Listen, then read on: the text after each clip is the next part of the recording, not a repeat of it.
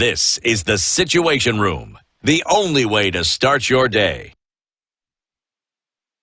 And here we are this morning at 9 minutes after 9 o'clock. Kenya's biggest conversation continues this morning. And as we do, this is in series, it's called episode, right? This is episode 2. And Odhiambo Otieno, who is a communication strategist, also in the know about a number of things, is opening up our minds to the realities of the day and joins us for a conversation. Odhiambo, good morning. Good morning. How are you doing? I'm good. Karibu sana. Thank you. Good to see you again. Good to see you too. Last time that you were here, we started what will probably be a series of information that we like to then be able to get into. Some of the things we see, we hear, we're not quite sure of how they operate or how things run. And so we started off last time and we had a conversation around what actually goes on with the trade of gold in the country. And it led us into a conversation around how money is clean or laundered per se. And that is the thrust of the conversation that we take today. And we'll get into that in just a minute. Dennis Aseto is going to welcome you with today's proverb. He'll tell you where it's from. I would lovely to hear your interpretation. So the proverb comes from Togo. So it is a country that lies between Ghana to the west, Benin to the east, and Burkina Faso to the north, with the Atlantic Ocean to the south. Now, it's a narrow strip of land, about 600 kilometers long and only 50 to 100 kilometers wide. Now, they have two major rivers. The one is called Mono River, and the other one seems like it was named after a man from Nyanza, OT River. It has an OT river, yeah? But let's go to the proverb. A single bracelet does not jingle. How would you interpret that? A single bracelet does not jingle. A single bracelet does not jingle. Bracelet like this one. Yeah, so my interpretation would be an individual cannot operate alone, and maybe in the context of the conversation, no one particular entity operates on its own. There must be some level of uniformity or some level of correspondence for there to be action. Or as popularly said, that it takes two to tango. Yeah. Absolutely. Okay. It takes two to tango. Yeah. Takes more than one bangle to jangle. Yeah. All right. So we're looking into the flows of funds, right? And we alluded to something in that nature when we talked about gold, and then we got into the conversation around how this actually works. Money laundering is something that many folk are sitting behind bars because of, or it's actually the thing that runs ecosystems. I don't want to say economies, but we can take it as it is. More colloquially known as wash in Kenya. In different jurisdictions has its own different local name. But let's go into that into a little, because it's said to fund quite a number of activities, and we don't want to operate in conjecture, but get a little information of, okay, so what exactly happens here? So let's start with basic definitions, Odhiambo. When we talk about money laundering, it's people wondering, okay, so now you're washing money. What does that mean? Cleaning money, is it not money? We use it, we go. No. When we're talking about laundering money, what exactly are we saying? So when you talk about laundering money, we are referring to, first of all, money is based on a value. Money itself is a value. And it's further based on a further value, which is what we call the moral value system of the society. And that is where we now have clean money and dirty money. Okay. Clean money, meaning that you've obtained this money in a legitimate manner, which means you have an activity that is income generating, that is legal and accepted by the community or by the government. And for example, if you're working at Spice FM and you're earning a salary at the end of the month, that is legal money. When you're doing business and you're being paid for it, you're raising invoices and you're being paid for them, that is legal money. Because that is how the system or the matrix is, if I would use that term.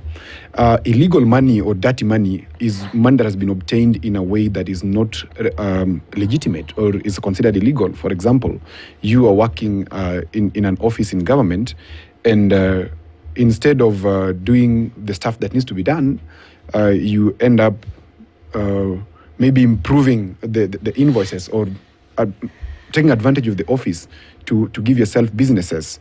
That is illegal money. Yes, it is money, but the way it has been obtained, it is illegal. So then it's called illegal money. Also, when you're doing drugs, for example, if you're doing drugs, of course, naturally, you'll be considered to be doing illegal business because it's against the laws of the country and many others. We could go into mining, we could go into trafficking, we could go into human trafficking, kidnapping, etc. There's so many fronts of obtaining illegal money. So now once you obtain this illegal money, you have to bring it back to the system for you to use it properly. And as I said last time, people who earn below 1 million shillings may consider money to be, or whatever they have, to be quite an amount. But once you start operating beyond 1 million shillings, that's when you'll realize that it is not very easy. Because even, for example, KRA will not really bother about people who are not paying taxes below 1 million. If your income is below 1 million, that is if you're in business. But once you start hitting 5 million, your turnover starts hitting 5 million, they start sending auditors to you. Why is that so? Because you're operating at a different level that is possibly having a significant effect on the economy, either where you are locally or largely into the larger ecosystem. So for you to have this big money brought into the system, now you need a lot of, how will I say it? You need a lot of skill to have this money legitimized, which means you're going to put it as an income that is obtained by any other person. Then we enter it into what we call the system. Wow. So that is now how we launder. Now, how do we launder specifically? There are very many avenues of laundering money.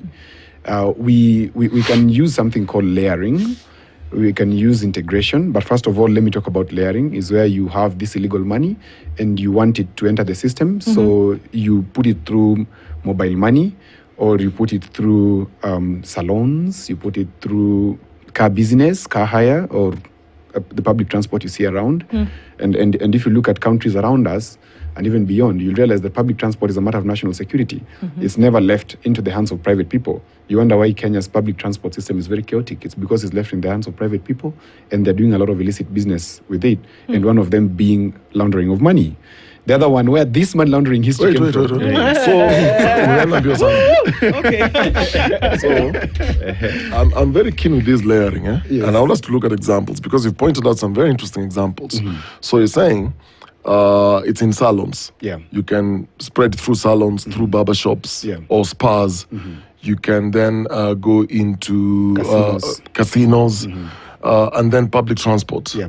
So hii culture ya manganya, there's nganya imetokelezea, malights hivi, custom plates. Yeah. English. So nganya is matatu. Oh, thanks very much. Peep ride. What did you say, Papa? What? Pararira. Okay. Okay, I don't know that. Yeah, I've never heard of that. So Yeah. people, so how does it happen? We back up a bit. So you've got this illicit money. Yeah. Okay. You want to wash it, clean it, so that it gets into the system. Right. So I go to purchase nganya. Right. I'm using liquid money. Right. Hapa kuna check, it's cash. So I ask how much is this nganya? It's what? 11 million. So I pay 11 million in cash. Which is already a fault. You should not pay it in cash. That is one of the things that I'll talk about in terms of enforcement, because we need to have particular monies paid through traceable means. Because, for example, if you do tendering, I do tendering a lot. For example, if I go to county governments or national government, I cannot give them anything above 30,000 that I don't go through the tendering process. Yeah. You have to go through the tendering process.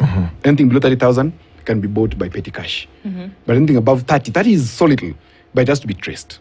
So we should also have that in the system where anything above 500,000 shillings should be through traceable means. No, but this is an individual who wants to clean the money, so Exactly. it's willing buyer, willing seller. So that's what I'm saying. There's Yes. that permissibility. Is that a term? Let's make it up. Let's It's make okay. it up. Let's go with it. Yep. The financial market is very permissible to the extent that it can allow you to come with 11 million shillings cash and buy the nganya. There are some people, of course, they're looking for money at the end of the day. So let's say I'm a dealer or I'm a broker. I'll tell you, Dennis, give me your 11 million. By tomorrow, you come and take the car. So once you give me the 11 million, by evening, I shall have cleaned it and entered it into the system. How do I do it? I simply smurf it. Okay. No. God, before to forget Focus Math, Niko na 11 million. Yes. Let's go with the 11 million example. So it's Anganya, because we know this, and I know stories where people buy apartments in cash. In cash, yeah. From these Chinese developers, Indian developers. People go buy in cash. Actually, several units. Right. So you have 15 million. Right. So you're taking this 15 million in cash to this developer. Yes. Then they give you the title deed, keys, whatever. So the money has moved from me, who's trying to claim this money, to the developer. This developer has to take this money to a bank account, correct? Yes. So in that process, nishaosha hiyo pesa. So on this level, you're just purchasing the special purpose vehicle. Okay. You are not washing yet. Not yet. Not yet. Okay. Hapa una acquire the tool that you're going to use to wash the money, because 15 million is too little money for these guys. Okay. These guys are talking about 300, 200, 500 million and above. So 15 million is change. Okay. Pocket change. It's pocket change. So buying a special purpose vehicle like buying apartments or buying a car is nothing. That's small money. So once you buy the car, so now umeweka gari kwa barabara. So you want now the car to do its function, which is now clean the money. So averagely today, public transport, 37-seat Anganya, would be making up to 20,000-30,000 per day. Okay. 20,000-30,000 averagely. This is an estimation. And then because you have the money, so let's say you have 20 million. Let me use a very minimum amount, 20 million that you want to clean. So you calculate.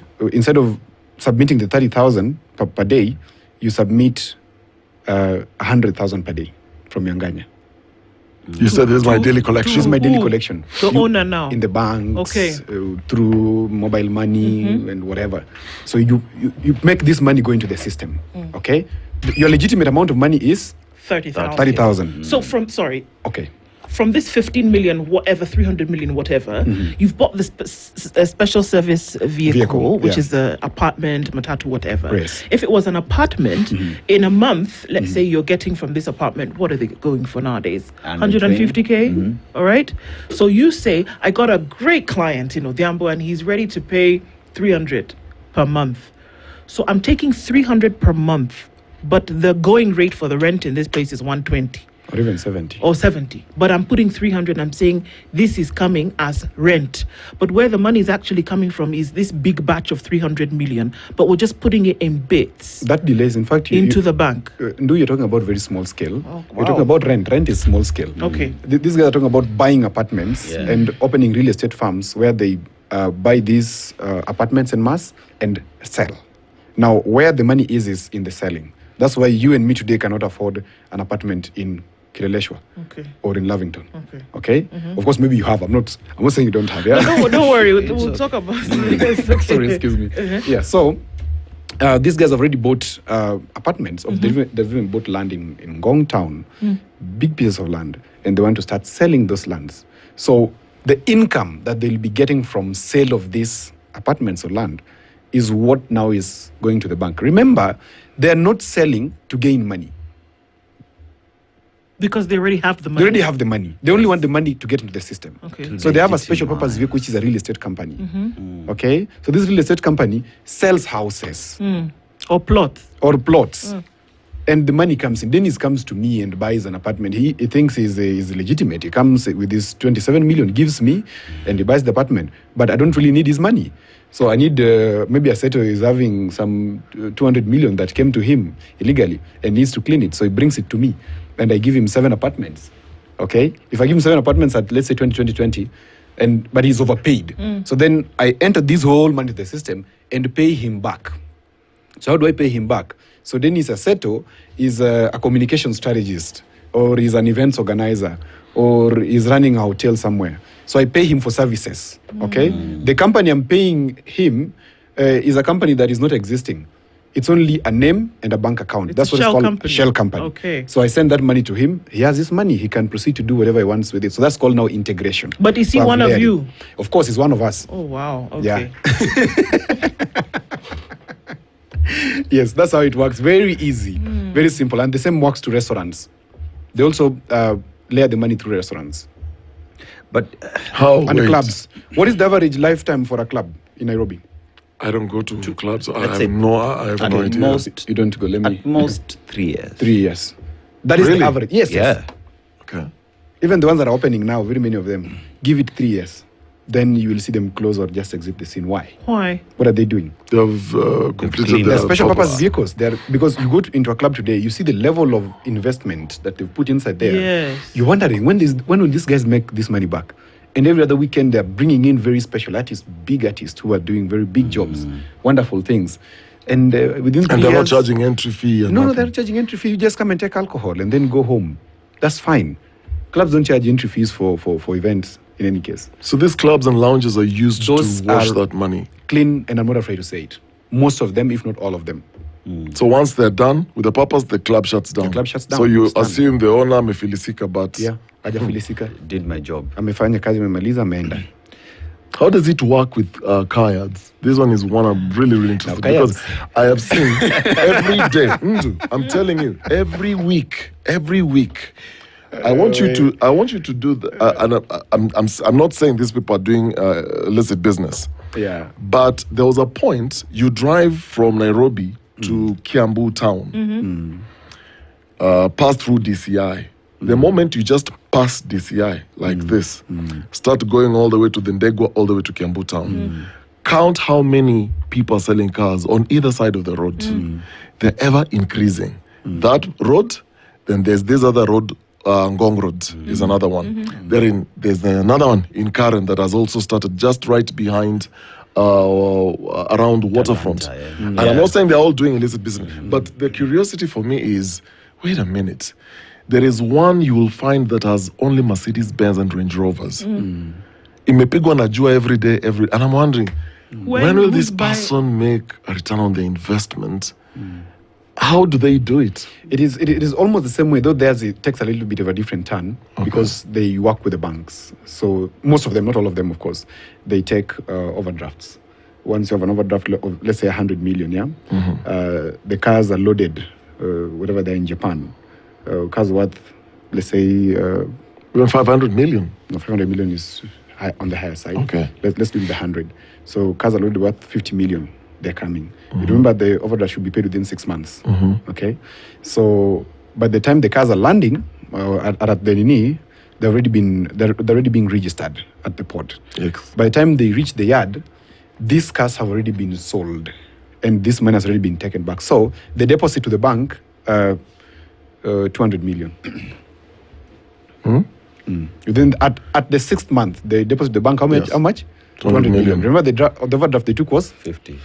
100 million. Yes. They bought cars worth 50 million. So it means at that point they made a profit of 50. Yes. Legitimate kwanza. Yes. Then I have the money.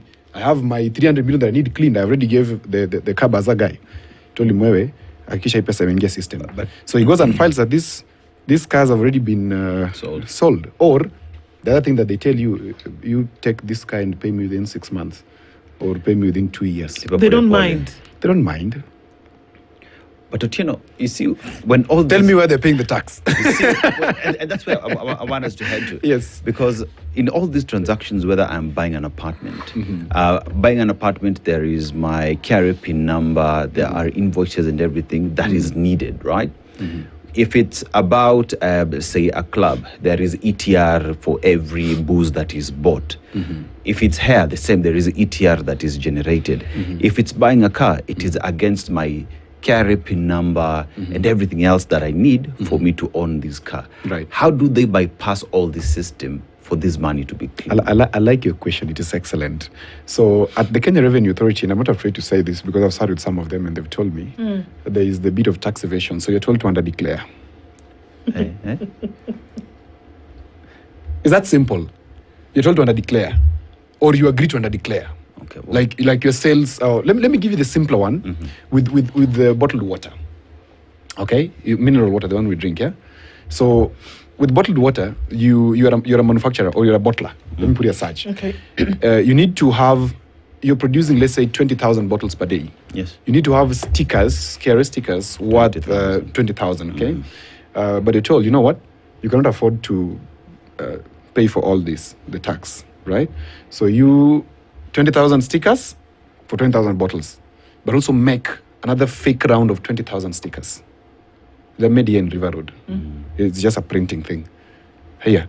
So 20,000 stickers others. So which means you're making 100% profit, but you're not declaring these 20,000 others. So when the enforcement officers go into the field, they go and even take photos of these bottles, of course, and check, is this sticker actually legitimate? Then you find that this sticker is not legitimate. It means this sticker was coming from whatever, River Road or whichever place. That already is giving you, as the business person, the advantage of under-declaring. So which means KRA is not collecting for 20,000 bottles that you have you've assembled. Okay? Now take the same and bring it back to what you're talking about. That's why you're told under-declare. Utatupatia kitu per month, yeah? It happens in Kenya. So it's not rocket science. So when does smurfing start? Because So we've just smurfing- talked about layering. There's a Yes. second component to this Yes. we'll come to later. So one is layering. Okay. Layering is where you have the money, you want to put it into the system, so you find companies, friendly companies, shell companies to put it through, petrol companies, churches. Eh? Look at Okay, this one for churches. This one for churches I've heard. Although churches are the biggest front. What are you talking about? I've always wondered how they do it. I think I have an idea, but I'm not sure. So how they do it, when you see a lot of politicians going to either specific churches, for example, and they're giving 40 million. offerings, and maybe there's a project that they have, there's a construction, for example, and they contribute. There's what is declared and there is what is not declared. Correct. So the story, when Shakahola's story came out, that was the conversation that, look, there is money that is being claimed through some of these individuals, and that's why you cannot touch them. So how does it work? Yes, Sadaka. Sadaka ni rahisi sana. When a church, churches are registered, yeah? But those Yes. churches are also having limited companies. As part of the church. Of course. All right. So the church is, let's say, this, and I don't mean any pun towards Pentecostal churches. That is very important to say. Most of these evangelical churches, these Mabati ones, which are within 100 meters squared area. Light of the World Testimonies International. Exactly, Okay. Jesus' feet or whatever. There are so many. They come as registered, of course, but they also have a limited company by the side. So the money is collected on Sunday as tithes, but it goes to the limited company. It's banked into the limited company's account, not the church account. Because there's no church board. It is you and your wife who are running the church. So it goes to the limited company account. And what do? Nobody's going to ask you because churches don't pay taxes. You're aware, right? Yeah. Yeah, they should pay taxes. They don't pay taxes. And this tithe, ideally, if you look at the big churches, the Anglican, Catholic, etc., you'll find them always having some level of this money being stored in some particular way. It can come back to help the community. They start mission hospitals, they start schools. They even at times help in sponsorship of students, scholarships, etc. But these evangelical churches, they don't sponsor nobody. So once they have these limited outlets or limited companies, I have let me use you as my guinea pig I'm today. your phone today. So you have the 200 million that came from the drugs or that came from government tender. And let me use government tender because that is the most juicy one and local and most relevant. So a government tender, you stole 200 million and you want it to enter the system. So you have a church, a pastor, mama and a baba. And you ensure that every Saturday or every Sunday when they collect tithes, they declare 10 million, 20. Okay, because the many churches, not going to be one. Yeah. You're going to have what you're talking about, Ndu. How did you call it? Jesus Fit Ministries? So Light of the World Light of the World International. Ministry International. Yes. So it has 10 branches in Kenya. No, 10 they call them branches campuses. Campuses, yeah? Yes. It has 10 campuses in Uganda, another 50 in Tanzania. And they have the headquarters somewhere in Nairobi. By Monday, these all churches need to bring their tithes up here. Their returns. Yeah, the returns, and it's banked. Nobody Ukari goes to check where did you get this money from. It's a tithe, for God's sake. It's 10%. I call it the 10% and Jesus economy. Yeah. So once it's there, you'll never know. So me as a politician, I only need my pastor to be appointed at a position somewhere, and so I have him. And he will always give me money as I want, and he can send this money wherever I want it to go. Churches are one of the No. So biggest liars. So as a politician, Well, not all. So for the churches that do this kind of business, so I come in as a politician, I want to wash my money through the church without anybody knowing. So you're talking to the pastor, and then unatoa sadaka yako, because it's not declared really. So if it is, let's say, 50 million, so this 50 million doesn't go to the church's account. It goes to the limited company account. Yes. So then, how do I get it back? How is it clean? Then I get it back. It's already coming from the church to the limited company account. Okay? No, from me to the church. From you to the church. You take it in cash. Yes. Yeah, in cash. Basically. Yes. Because you carried it in sacks or something. Yes. I mean, you guys were alive when Josephine Kabura, somewhere, some hairdresser, carried 50 million shillings in a sack. Yes. Yeah. That's the same way it happens. You carry money in a sack or in gunny bags and take it to the pastor. You take it through a rambes, you take it through special programs, offering, But then how do you get it back? Yes, That's what I'm explaining. Yeah. Okay, let me talk a little bit slower. I'm talking very fast. So before you Dumb it down. so before you even come with this 200 million, Right. I need a good story. So my friends contributed to me. That's why I course. have 200 million. So this 200 million, my offering, donation to the church, goes to the limited account. So how do I get it back? Good. So how do you get it back? So you get it back through these shell companies again.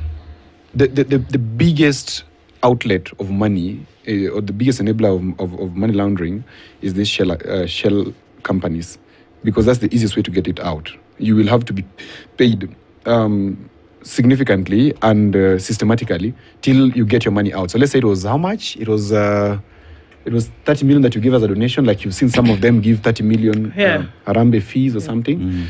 Then I want this money back in a way. Of course, I'm not going to ask you to bring it back in cash. I already had it in cash. So I want you to send it to my company. And these people have companies, not small companies, very big companies. Some of them are insurance companies. Some of them are these matatu companies we're talking about. Some of them are schools. Some of them are Hospitals. Cleaning companies. You know, cleaning companies, the ones that do the mopping. Yeah. And I know even here you have one, yeah? Yeah, those ones. They receive money because they're used to receiving bulk monies. So this money is wired back. You can take a case that has been concluded, for example, in court. I think we're allowed to talk about that. Where now we're talking about Governor Obado and his monies, and him giving some monies back to the states through In a something plea called bargain. plea bargain, which is the most silly thing this government is doing and the ODPP is doing. There should not be plea bargains, because that is civil way of resolving issues that does not lead to deterrence. Because what we need to for money laundering to stop or to reduce significantly is deterrence. So, for example, the case of Governor Obado, he has taken so much money. This guy is accepting that I have money, and actually I have it in assets A, B, C, D, and E. Yep. Then ODPP says that, oh, you know what? We can talk. So long as you give it back. So long as you will give not it bring back, charges against then he only again under declares. Because I can tell you, in your sober mind, you cannot give your property and say, this is what I have, this is what I have. It's not easy. You are most probably giving under declaring the property you have. So how much is this guy remaining with? He's given so far property worth 435 million. How much is he remaining with? You are Kenyans, you can calculate.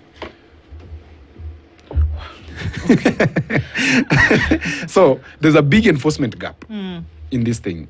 There's this thing called Financial Action Task Force, which is the worldwide body that engages in rating countries. It has 40 points that it uses to rate countries in terms of compliance to anti-money laundering and counter-terrorism financing processes. And it listed Kenya previously, I think this is 2022, into the grey list. This I said last time.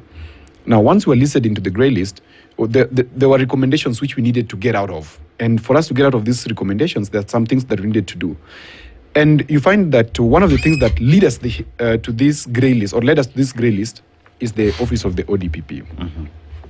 And look, I want you to listen to this one very carefully. We have a system, the criminal justice system, that is operating in silos, where everybody is powerful. And power, in its rawest definition, is capacity to influence a course of one's life. Through influence, of course. So I can either be seductive about it, I can either be compulsive about it, I can compel you to do something, or I can use ultimate force, which is violence, to force something to happen. So you find that, for example, EACC is very powerful in investigations, but has no teeth, cannot bite, because They don't have prosecutorial powers. They don't have even prosecutorial powers. Then we have DCI, which is ever elusive. You don't know what's going on there.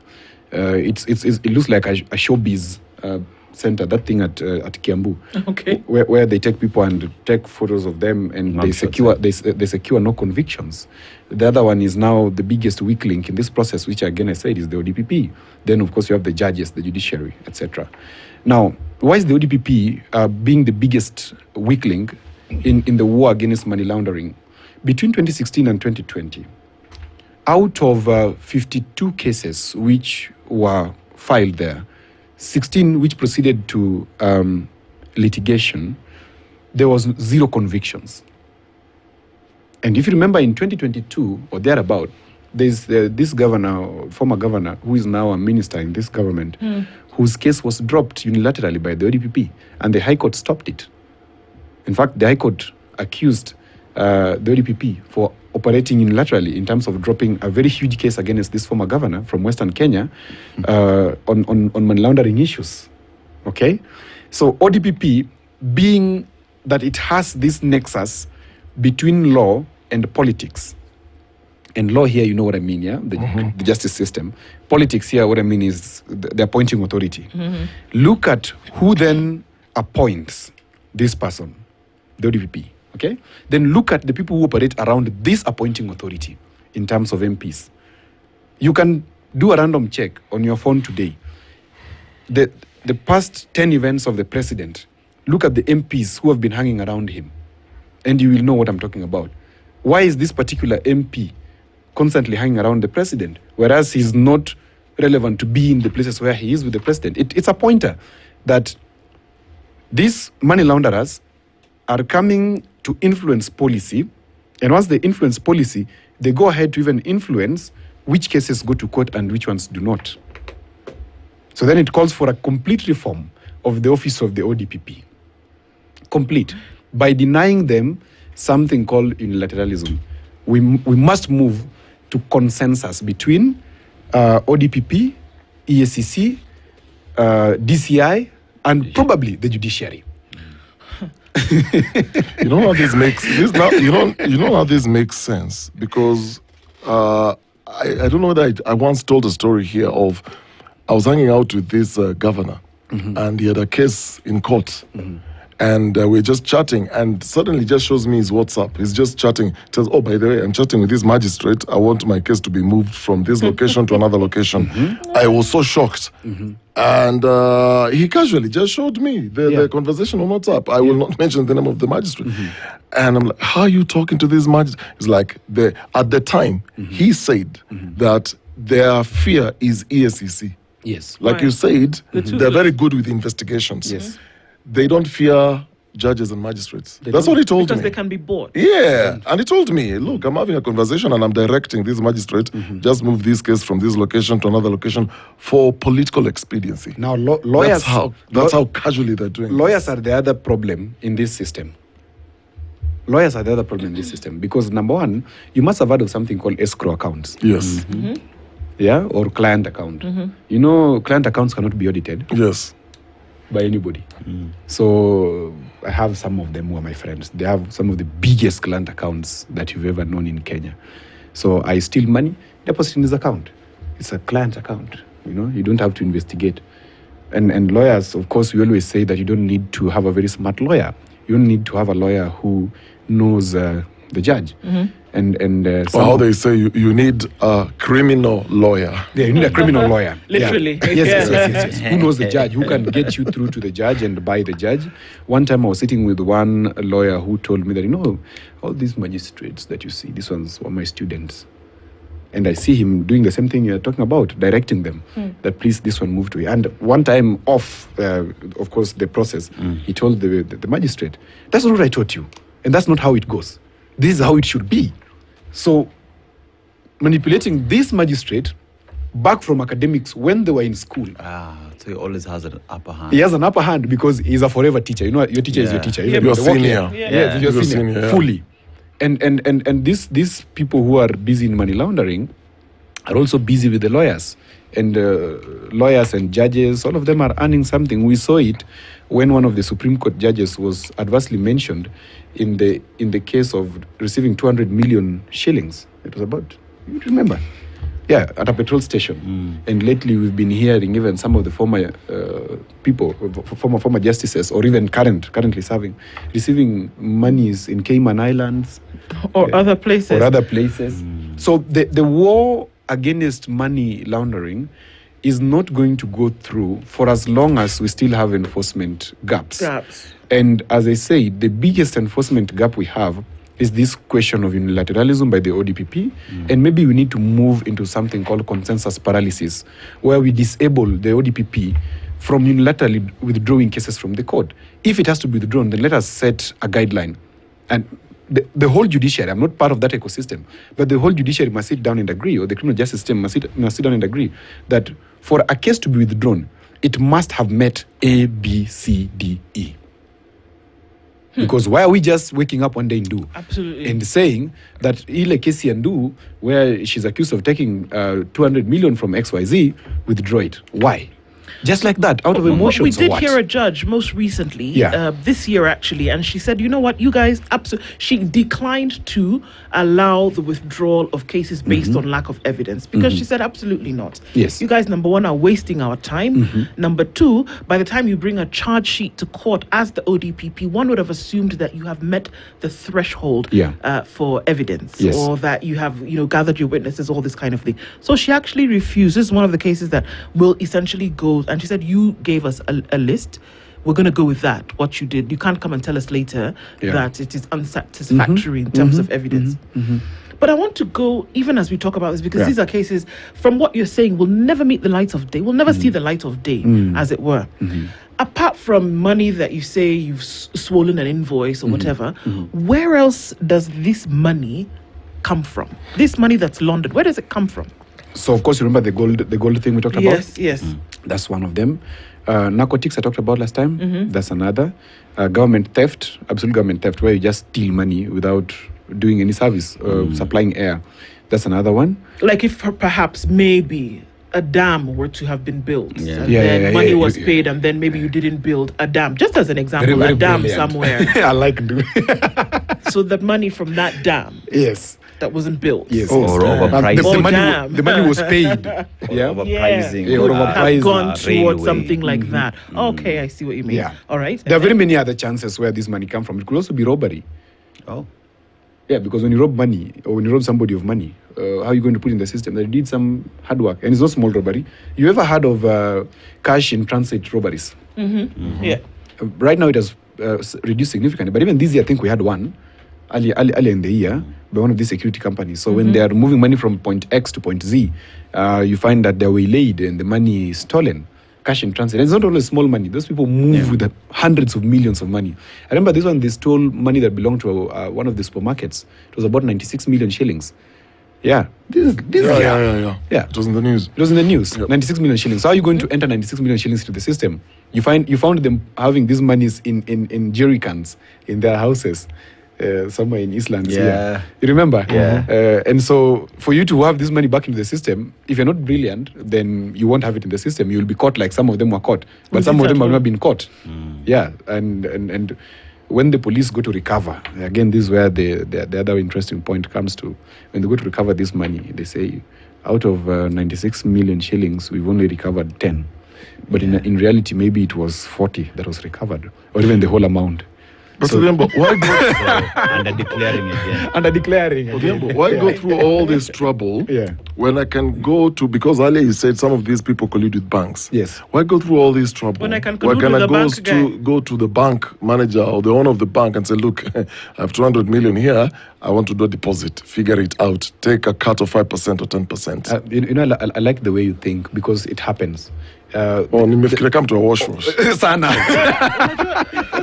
Ukona akili, bro. We need to ask you a few questions. Investigating, so some of them buy banks, tier 3 buy banks. banks. Yeah, banks are bought. You can buy a bank. If you can't find somebody to deposit your money, just buy the bank. So they have they would own insurance firms. Insurance, is, sorry to say, it's free money for me. because it's a case of probability, and I mean, it's free money. So once you have some level of money from insurance, if you want an insurance firm, then the next thing is you deposit and buy a bank. So you can buy off Tier 3, which maybe goes for 2 billion shillings. You only need to deposit that money with the central bank, yeah? So you'll deposit like 2 billion with the central bank, or 3 billion, or whatever it is. I'm not sure of the exact amounts.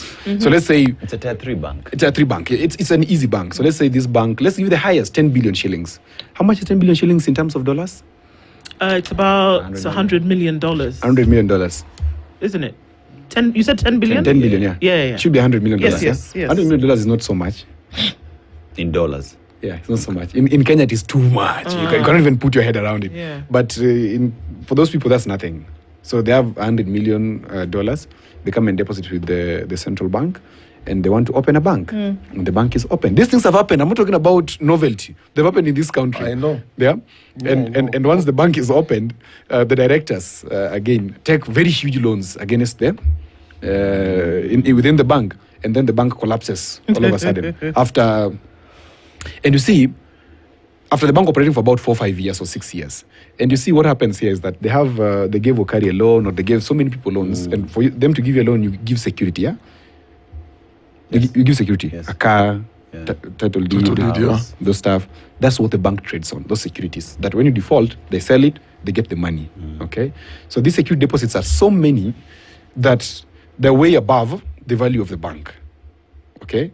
So these guys either decide to move to auction and move out, or they take a very big loan against the bank and withdraw immediately. There's a bank that collapsed in 1986. I don't mention it. It collapsed in 1986 because one of the depositors or one of the directors, which was a government entity, withdrew 600 million. In one day, the bank closed. There's nothing left. Nothing left because banks operate on deposit. Yeah. So there are also officers in the bank who help in money laundering. So for example, you're given a government bribe. This is another very interesting point. So these Chinese, and I'm not afraid to call them out, these Chinese companies you give them a contract. You are the head, you're the PS of XYZ. You give them a contract that goes for those big monies we're talking about. And you know those contracts are not always 100 million. They're in the billions. And of course 10%, yeah? So let's do 10% of 5 billion. How much are we talking about? 500 million. 500 million. 500 million, yes. Of course, they will give you that money in dollars in cash. Come on. And it comes in, it flies in a private jet. Okay. Yeah, it flies in a private jet and lands somewhere here. Okay. Literally. It could be 3 private jets or just one. It lands. So you have this money. Where do you take this money? You have to put it in the system because, of course, you're not a street person. You're a corporate person with a tie like mine. You're always seated in office which are air conditioned. And you're not going to be lugging around 3 helicopters full of cash. Of course, and you don't want to be lacking in the streets. People can shoot you because you're not a streetwise person. So you go the corporate burglary way or the corporate thuggery way, which is now getting one of the people in the banks and telling them I have 500 billion shillings. I need to enter the system in the next 3 months or in the next 3 years. Pole too. Every other day it is cleared as deposit for XYZ. And I even know a sitting MP who cleared 10 billion shillings for it was a government bribe. It was given to one of the very big guys. He's a sitting MP. Yeah. I'll not just mention names, but we know them. A sitting MP. Yeah. And So and ahead of some... If they can do that locally, for those who do offshore, Now you can imagine. Switzerland, so you have a Swiss bank Because remember, account. You are investing in Dubai because I know this I know for a fact, and I was shown there was this 2020 Dubai Expo, where I was actually shown apartments that are owned by some Kenyan politicians. You ever heard that Dubai is the capital of all thugs in the world? All gold scammers. And all gold scammers. All of them are in Dubai because it is too easy to buy real estate there. It's too easy. Nobody asks you where you got the money. Just bring it. Yeah. This is an investment capital. It's an investment capital. It's a trade capital. Yeah. You just bring your money and invest with us. You buy whatever you want to buy. So when they're taking this money to like a Swiss bank account and these offshore accounts, they have laws. You can't take that kind of money to their banks without being questioned. So do they also collude with those banks? So like Swiss, for example, in the previous years, was very open to money being brought in without beneficial owner declaration.